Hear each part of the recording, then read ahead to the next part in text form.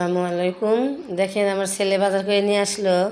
তো 1 মাসের বাজার করে নিয়ে এসে দিচ্ছে আর বলতেছে যে 1 মাসের বাজার, কিন্তু এখানে যে তেলাপিয়া মাছ, তারপরে হচ্ছে হলো বলতেছে তেলাপিয়া মাছ আনছি, তারপরে হলো এইগুলো সুন্দর করে ভাগ করে রাখবে। যে রুই মাছ আনছে, তো ছোট মাছ আনছে, পদ্মা মাছ আনছে, পুঁটি মাছ আনছে।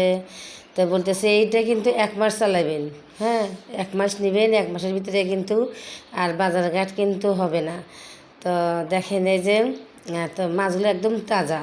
হ্যাঁ, তো পরিমিত করে আনছে, তো সেজন্য যে আলু আনছে 12 কেজি, তারপরে হলো তেল আনছে 5 কেজি, তারপরে হলো 1 কেজি জাম আনছে, তারপরে হচ্ছে যে চা খাই তো আমরা, তো চা কিনে খাই, সেজন্য চা আগে তো বানাই খেতাম। দুধ আনছে, চা পাতা আনছে, নিচু আনছে, তারপরে হলো পটল আনছে, মরিচ আনছে, যে পেঁয়াজ আনছে 10 কেজি,